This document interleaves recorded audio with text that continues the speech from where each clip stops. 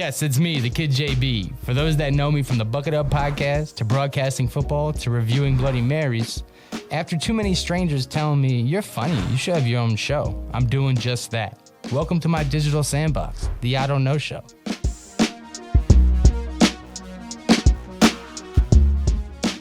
Buckle up, man. Back-to-back solo episodes with your man, the boy, the Kid JB, Uncle Jesse, the Bloody Mary bro. Jesse Burke is my government.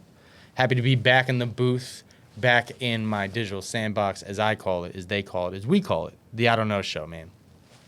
Simply put, I feel like my opinions, my judgments, my rules for regulation of society has dialed down and digressed in the sense that I don't care as much.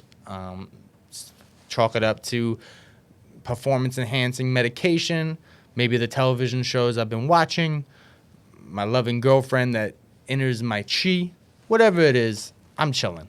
But there's some stuff that still goes on in the earth, the world, the universe that I feel like I see with my four eyes and I acknowledge, and it's got to stop. It's at least got to be acknowledged that they're red flags, they're things that we got to work on, because as humans, we're renting space on this earth.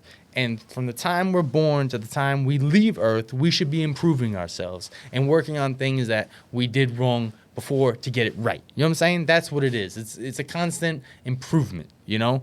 People say, oh, I've never been this age before. I've never had this experience. Well, you never did until you go through that experience, right? So we experience things differently and we digest them differently, you know what I'm saying? And we regurgitate them differently. But I'm saying from the starting point, we can at least acknowledge these things and be like, bro, we got to cut it out, okay? There's things we got to do to make this world better, more fun, safer, more enjoyable.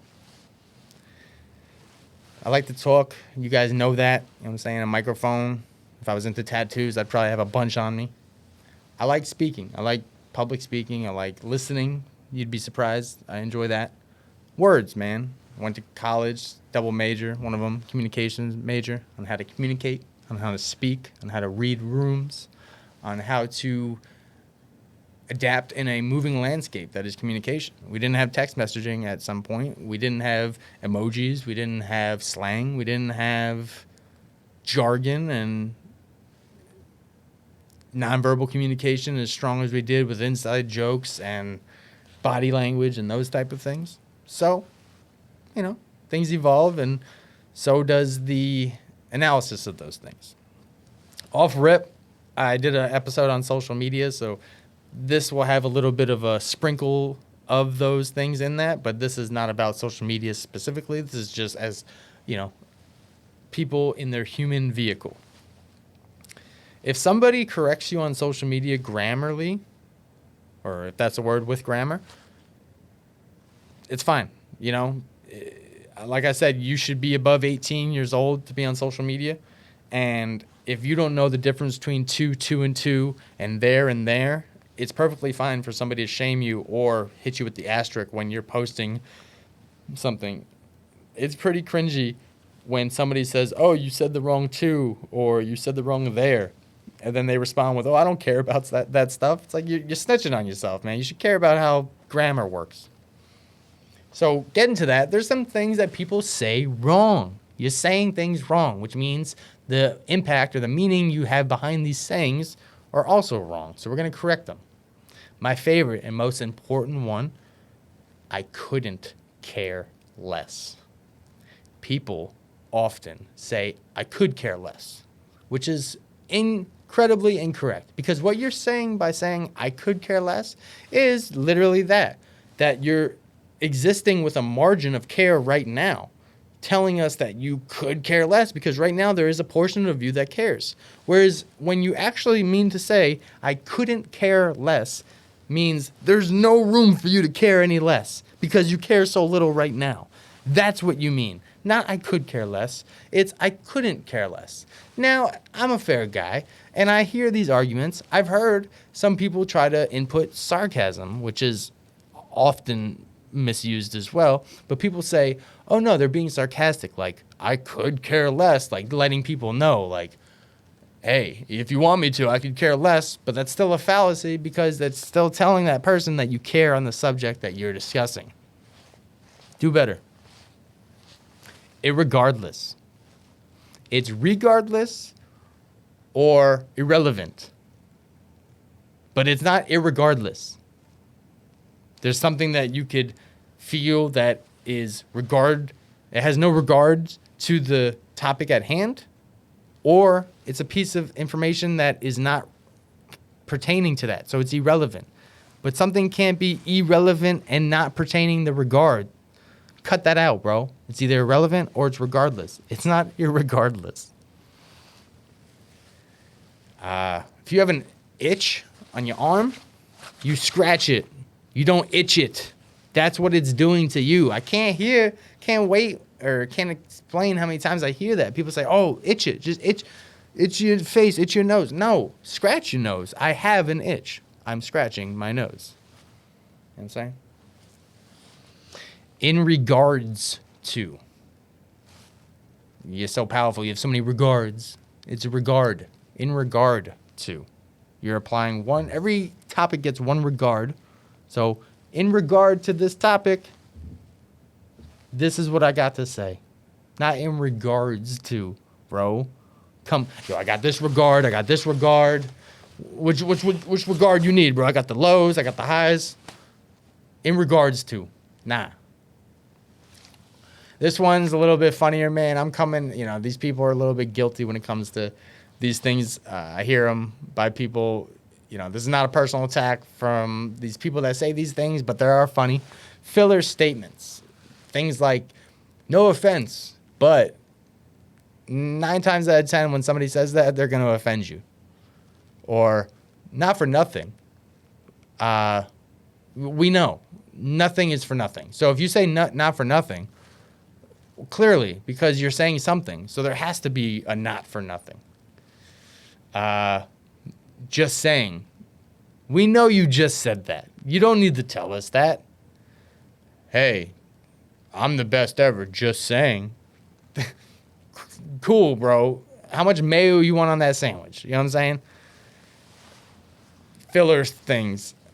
I already went on people that say LOL on their own social media posts.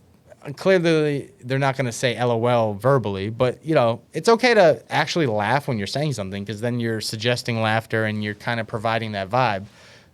But, again, reduce how much reduce the expectations of what you're saying. If you're giving a joke, it might not be funny. So the LOL part is upon the person receiving it. But, again, that's for episode 5. Go back and do your homework. And that's just, a little list of things that people say.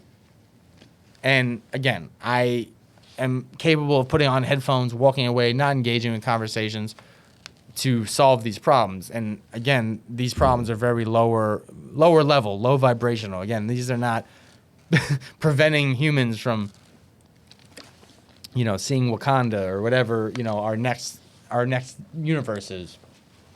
But there's some things that are funny, man. And some things that people say things that are wrong, which obviously people do things that are wrong or need, public shaming, some wrist slapping, whatever it is. Public spaces, like I was speaking on Earth earlier, it's rented, man. We're only here for, if you're lucky, you're healthy, 100 years, right? A lot of times less. But we aim for at least 100 years. You're renting space on Earth. You're renting time. Just like public spaces, the gym, grocery stores, roads, libraries, libraries are a little wild. Gyms, public places like that. They're public, meaning they're based on the rules of society.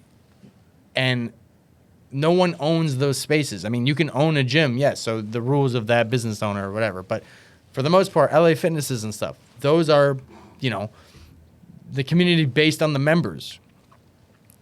Some things that we got to work on when it comes to the gym, bro. Shouts to the homie Rob, personal trainer. Shouts to Dalton, physical therapist, people in the medical space. They already agree on these things. On proper form, proper workout regimens and stuff. So I'm taking it to the social things because that's where I lie in the opinions. I'm all for the bodybuilders. I'm all for the personal trainers. I'm all for the content creators. I get a little cringed out about the personal cameras in a public gym.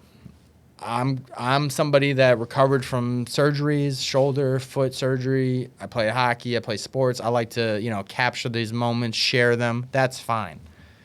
I'm incognito mode on my phone. It's a flip phone. You could barely see it. The lens is tucked away in the corner. Kind of looks like just my keys and stuff. You could never tell I'm filming. That's okay.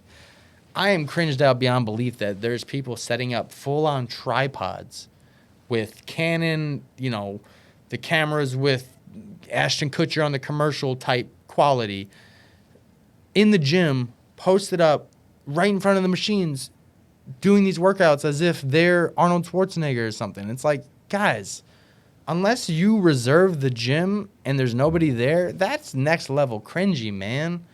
Because let's be humble and know that there's always a bigger fish, right? So what are you telling when you could just look and be like, guys, here's the camera. There's a bigger guy than me. Just watch him, right? It's cringy. But furthermore, what's even worse is there's these body of people that are acting as if the camera in the gym is like a norm and people are wrong to walk by the camera. So there's this new phenomenon on social media with kids like being mad that people naturally walk past their camera as if that's their personal gym. It's like, bro, you pay $24 a month for LA Fitness, dude. Like, relax, And then to keep it fair with the girls, there's a bunch of girls trying to be fitness influencers or butt models or whatever they think they are. And there's like men naturally walking past the camera and they make it like, a sexual attack thing. Like, this man stared at me and stuff. And it's like, no, you're filming yourself for the world to see. And he's just another man in the world. So why, if he was on the computer and saw you, it'd be okay. Like, that's a little weird, man. Like, you got to keep it consistent. Excessive music. Headphones are fine. You bump your own stuff. There's people that play music outwardly in the gym. Can you believe that? Like, I want to hear what you got bumping 5 rows down. Like, is that new Chief Keef? Yo, turn that up. Yo, I don't have headphones. Turn that up. Like, come on, dude. Nobody wants to hear what you got. Some people listen to wild things. I know some dudes that will listen to music that they don't like to motivate them more. Like, only 10 more reps and I gotta stop. I get to stop listening to that type stuff. I've heard that type. Excess music, man. Unwanted. This was an outlier, so I'm not even gonna put this in there like an actual rule. But there's these dudes that used to dance in between sets, and if you, God forbid, cross paths with your eyes with them, they'd assume that you wanted to be their audience. They would like lock eyes on you and start dancing even harder. And it's like, dude, I didn't come here for this.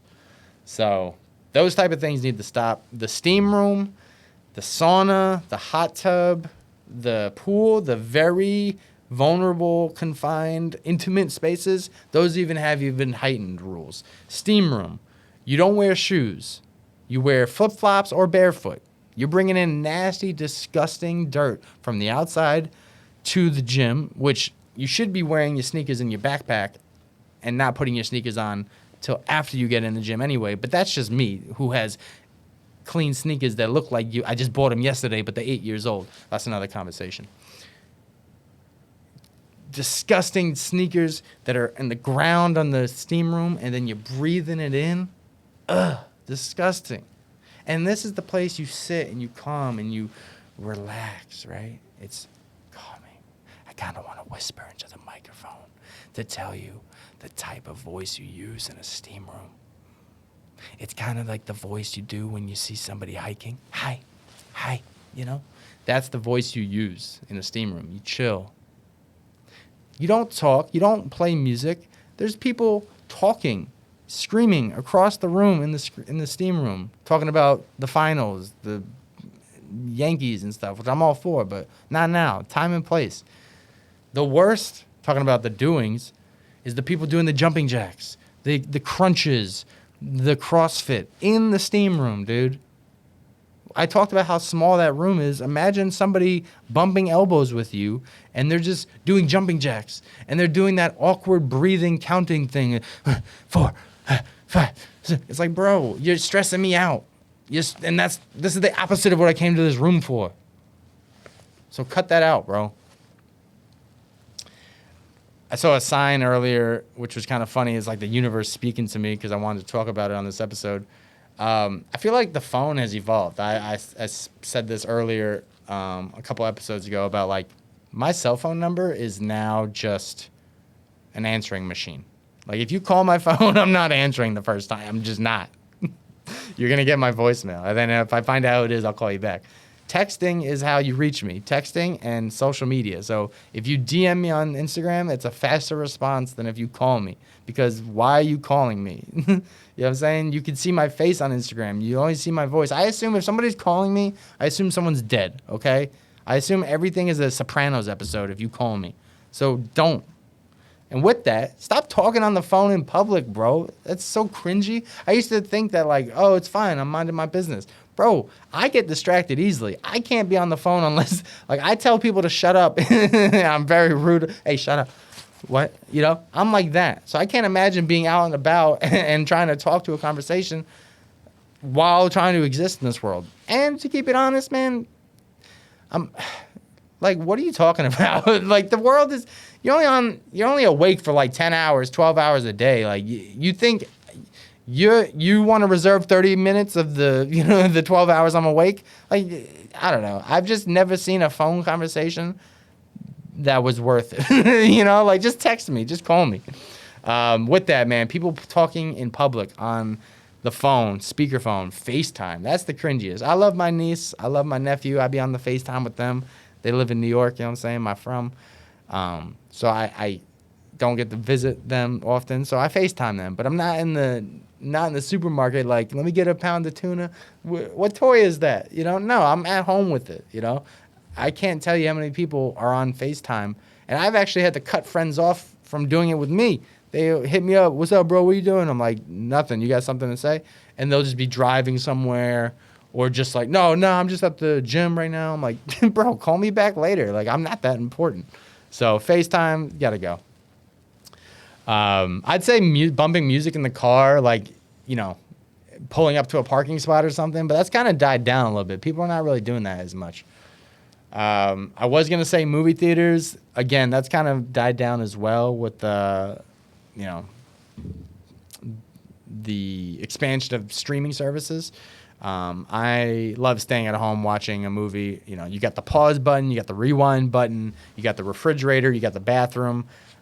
You know, I'm somebody that is, friendly herbally, so I can do that in my home in peace. I can't, do that in the grocery store. I'm sorry, at the movie theater. They got rules against that. And I talk about, people talking in the movie theater.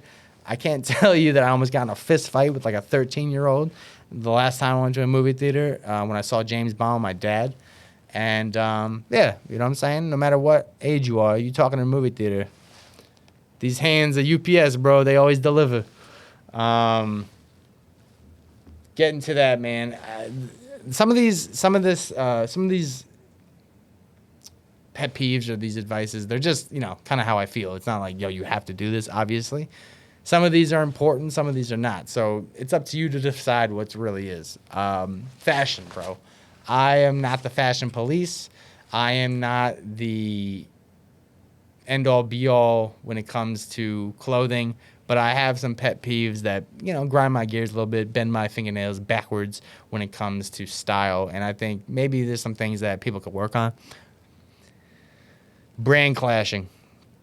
If you have Adidas sneakers, you should have Adidas socks. If you have Nike pants, you should have Nike shoes. If you have Adidas pants, you should have Adidas shoes, man. It cringes me out. People have Nike on Adidas, Puma on Nike, Pepsi on Coke, right? It's a little much. Be consistent. And it goes with sports too, man. One sports team per the outfit. So if I got my Giants stuff, it's Giants. I see, and you already know my rules about crossing sports teams, but you'll see Giants, and then like Baltimore Orioles. It's like, whoa, you okay, bro? You want to sit down? Are you dizzy? Let's see. Fellas, no disrespect, but hats go under your ears, not over your ears. I can't tell you how many times I see this and I'm like, yo, what? Hey, listen, bro. Did you not turn the lights on when you put your hat on this morning? Like, your ears go here. Boom. You know? That's it. Let's see. Low cut, high cut. You got high top sneakers, high top socks. Low cut sneakers, low cut socks. Now I know there's a cultural thing. Shouts to my, homies that say it's like there's a Mexican culture, American culture of like the lower the cut, the higher the socks. You know what I'm saying? They say the higher the socks, the downer the fool. So shouts to them on that. But nah, if your socks are high, your shoes got to be high. If your shoes are low, your socks got to be low. This is unique to New Yorkers, man, so everybody else is whatever. But I'll be honest, New Yorkers, especially Knicks fans, who, if you're a real sports fan, you're from New York, you're a Knicks fan, you don't wear Jordans. Michael Jordan killed the Knicks in the 90s. So wearing his sneakers would be like wearing the murder tool of your favorite basketball team. So I don't get it. If you're a true New Yorker, a true Knicks fan, you don't wear Michael Jordan sneakers. You wear Ewing sneakers. I got those all day. But no, you don't wear Jordans. And honestly, hey, guys, they're ugly sneakers. Sorry, like somebody had to say them. They're not good looking. But that's just me. Clothing's that's not true to you, man. I know I had the sports segment, but yeah, unfortunately, there's a lot of sports teams that I wish I could be a fan of because their colors are awesome. Like the Seattle Kraken, the new hockey team, that new lightning blue, whatever they call it, is delicious looking. I wish I was from Seattle just for that, but I'm not going to cap and just be like, oh no, I like the shirt, I like the color. That's just weak. I'm not weak, so I can't do that. You know what I'm saying?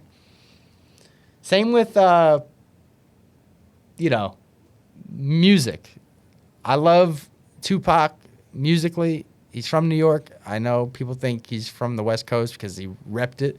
But born and raised in Brooklyn, New York, he's an East Coaster. He repped West Coast music because he got bailed out of jail by Suge Knight, and that was kind of the contingency. But he has a lot of, West Coast shirts and California love and stuff, and it's like, bro, what? My fourth generation New York ass gonna wear that shirt? Oh yeah, what beach is that? Oh, this is California beach with the oysters. You know what I'm saying? Like, I don't know that, so I can't front.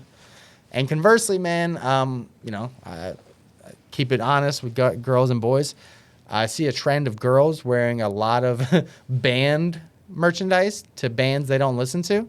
And then there's like this projection of like outward, can I just wear this shirt without knowing what the band is? And it's like, no, not really. Like, people have Aerosmith shirts and people will be like, oh, cool, what's your favorite Aerosmith album? And they're like, ugh, can't I just like this shirt? No. Like, for why are you wearing it though? You know what I'm saying? It's a little bit, it's fake. So I'm on their side. Political stuff, where I lay. But I'm contingent. If my homies, the hardcore conservative homies that vote and are active, and they have like, anti-Biden stuff or Democratic stuff or whatever, I'm like, yeah, they do rock that. So like, I'm not gonna hate on it. Like, that's real. I push back on my homies that have Obama shirts or like, have like, progressive things. And I'm like, nah, but you said you didn't vote though. Like, so I keep it real with that. Don't have external stuff that is not real. Like, I got a shirt that says Hebrew school dropout. I dropped out of Hebrew school. You know what I'm saying? I keep it real around here. Shouts to the homie Hattie, New York Football Giants. You know what I'm saying? Current linebacker. He's a homie. We got this shirt made, so I wear it. You know what I'm saying? People say, oh, you like the Giants? Yes. So that's fashion, baby. Do better. You know what I'm saying? Do better with fashion. These are some social interactions, and I'll get you guys out of here because, you know what I'm saying, I can feel it in my voice. I need to go spread some love. But shouts to my homie Kurt, some other buckets showing love, tapping in, providing some crowd-funded interaction. My homie Tony said that he has a pet peeve. So we got some people engaging, interacting. So, shouts to you guys for doing that. But let's get to it, man. Social interactions, mingling of the sayings and the doings. Holding the door for somebody. If you hold the door for somebody, it's like a double-edged sword. It's the responsibility of the door holder to find out how far away that person is so they don't have to do the awkward fake jog, and enough time for them to be able to come through the door and acknowledge that you held it for them. Because if they don't say thank you, a lot of people get upset about that. In the defense, because we try to see everything by all sides, sometimes people are, fachaded. That's your Yiddish word of the day. It's like, what I'm saying? You're handling many things. I'm saying? You're discombobulated. You're inconvenienced. Fachaded. You could have somebody that's going through, they're holding a coffee, a couple things. They're on the phone. They don't have time to say thank you. There's that defense. There could be somebody that's oblivious on their phone. They're just, walking through an open space. And then I've actually heard the nonverbal version, which is unique because they explained it to me verbally. But sometimes they say that if somebody opens the door for you, they see that as like you did something above and beyond, and now they feel like they burdened you. So to avoid burdening you further, they want to just get into the opening and act as if that interaction never happened, which is weird. So it's more of avoidance than not acknowledgement. But if somebody opens the door for you, simple. Hey, thank you. I'll tell you what's undefeated joke, and feel free to steal it because that's the beauty of jokes, as long as you give credit back to the owner. The automatic doors, the sliding doors, if you stand in front of one and say to somebody, hey, let me get the door for you, they laugh. 10 out of 10. It's a feel-good experience. Do it. You won't be upset. Some people don't like one-uppers, man, making situations about them. Studies have shown that the more air you give to somebody to let them vent and fill the room, they're going to return it by letting you do the same. So oftentimes it's seen as good intent to want to engage and relate to somebody. So somebody can just be within 5 minutes of telling you, I had a really bad day. Let me tell you why. Some people will quickly, to relate, coming from a good space, say, oh, I had a bad day too. Let me tell you, and completely cutting off that person when they really were just coming to you because they needed someone to turn to and just listen. So if somebody's coming to you in confidence, whatever the category is, if they're telling you what they had for lunch, don't reply with what you had for lunch. Wait for that person to tell you everything they did. And you'll find that they're going to stop and go, so what'd you have for lunch? It's a much better interaction. It's natural. People are going to be feeling heard, and they're going to be feeling welcomed because what they say is being, welcomed with warm arms and wrapped up into a ball of love and given back, So one-uppers, if somebody's going through something, man, I stubbed my toe. Don't tell them, oh, I stubbed 2 toes yesterday. That's not only are you reducing what the person's saying, you're reducing what they're going through, and you're reducing the chance of them coming to you the next time they're going through something, which could then reduce a shaky which could induce a shaky relationship because then you're like, hey, bro, I haven't heard from you in a while. Well, you haven't heard from me in a while because every time I turn to you, you tell me something about your life, and it's hard for me to get out what I'm going through. Saying sorry all the time. Going back to renting this earth, nobody owns anything unless, it's private property, or, items and stuff like that. But for the most part, grocery stores, the road, rented spaces, they're all rented. I don't like when people say sorry. They mean excuse me or just, or you don't have to say anything. But saying sorry implies that two things, that you did something wrong, and then the person you're saying sorry to holds power in that realm. And you don't know what that person's going to take that as. So, if I'm standing at a grocery store and somebody walks next to me and they almost bump, it's excuse me, not, oh, sorry. No, you don't need to say sorry to me because what if you bumped into me? Is the world going to end? No, it's okay. So I'm giving you guys a pass. Stop saying sorry so much. It feels good. You'll notice, less stress on yourself because you'll stop seeing it as so many defeats, Oh, I said sorry 20 times today. Did I do 20 things wrong? No.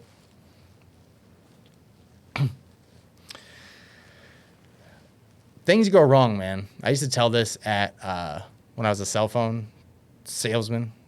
Technology, the one thing that technology will do is it'll fail because it's designed by something. So it's the one thing that you can guarantee something will go wrong. A computer will shut down, something will power off, something will dim out, whatever. Stop thinking that things that go on externally are personal attacks to you. If the system is slow, if you're going to a place of business and they're out of something or their system is down, that's not because the universe is out to get you. That's because their system is down. You think they want to have their system down to have to interact with someone like you? No. So oftentimes I hear these takeaways, and a lot of the times on social media and these blogs, just on Reddit, whatever, people being like, I went to the bank and this happened, and oh my God, it's about me. So what I did was made their situation worse, and I, caused a bigger scene and stuff like that. Like, no, bro. Like, that's, like, it's not always about you, man. It's just, time and place. You went to the bank on a Wednesday and their system was down. That was your choice to go to a bank on a Wednesday. What if you went on a Thursday and their system was up? You never know. The only thing that's always down is the ice cream machine at McDonald's, and that's the issue. Getting back to food, man. Picky eaters bother me. Yes, slow walkers and picky eaters, dude. I like foodies. You know what I'm saying? I had an uncle that used to say, I spend a good $1 on you when he took me to a restaurant because I always ate, and then I always ate everybody else's plate because they wouldn't finish it. Rest in peace, my Grandpa Joe. He always had this, I call it the Grandpa Joe rule, and it's something that's stood with me my whole life was, you order what you want, and you eat everything you order. And then if you're always hungry, you can always get more. But you don't waste food. Shouts to him. He was in World War II, you know what I'm saying? And he, he's about that life. Came up raising a family, knows, how to save and ration and stuff like that. So, like, he was right. I remember as a kid, he took us to Burger King, whatever. I wanted the large fries, the large whatever. He's, nah, bro. Eat this, and if you're hungry, I'll get you more. And every time I ate everything in sight, so he said, you're right. I owe you. I get you more. So, with that, man, picky eaters, we're talking about you. If you order something at a restaurant and it comes with a couple weird things, you can only say no to 2 items or else you can't get that thing. So, for example, I'm a big salad guy, but I don't like when they mix, like, veggies and fruit, which is weird, right? If the Caesar salad for me, I just want the Caesar salad with chicken maybe, but I don't want, like, Caesar salad with, strawberries in it or something, or, like, a balsamic salad with, like, apples or something. That's just not my thing, right? So if I see that they got the balsamic salad, but it's got like apples and figs, I can always, say, hey, no apples and figs, please. If I say no apples, figs, and croutons, I can't get that salad. Like, you're doing too much because that's the menu, bro. Like, that's the item that they're selling you. It's not Burger King. It's not you get it your way. If somebody offers you something to eat at a restaurant, at their house, just try it. There's only 2 excuses you have to not partake in that food. One, you just brushed your teeth, and it's going to throw off the taste. So you're doing each other a disservice. You don't want their steak teriyaki to taste like mint or whatever. And then the other one's allergies, obviously. If you die from something, I could see that being a problem. But you can't hit somebody, I'm on a diet. Bro, any nutritionist will tell you 1 bite of something will not throw off your diet at all. So it's perfectly fine to try something. If somebody offers you a bite, you try it. Stop being, oh, no thanks. In turn, if you like something, but you just don't like the idea of it, grow up. I one time, no shade to my sister, she tried calamari, which is squid. I told her it was chicken. She thought it was delicious. Then I told her it was squid, and she spit it out. It's like, fam, what? No, you liked it. Like, who cares what it is, So, I feel like, people be like, oh, what's sushi? Ew, you eating raw fish? And it's like you eat it, and it tastes good, and it's like, oh, I still can't believe you eat that, though. It's like, why? It tastes good. You like it, right? Who cares? So, I don't know. I think picky eaters, man, there's a balance, because I will say I love my chicken fingers and fries. I love my basic PB&Js. I'm, as much as I like to adventure, I like to stay close to the shore as well. So I like to ride that fence, you know what I'm saying? But these are some of the things that I feel like we could work on as a society, you know what I'm saying? May it be the things we say, the things we do, the way we eat, the way we don't eat, and just the way we interact with people.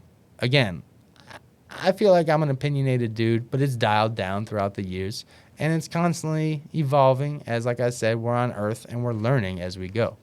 I've only been on Earth so long, and I hopefully have so much longer to go. So I want to, be not only somebody that provides these solutions, but be somebody that, partakes in the problem solving as well. Because, I'm just one of. But shouts to you guys for tapping in, tuning in, you know what I'm saying? I know I'm opinionated. I know I got a lot to say. But at the end of the day, I don't know. I am the Kid JB. I am Jesse Burke. This is the I Don't Know Show. You are the Buckets, and we'll catch you next week.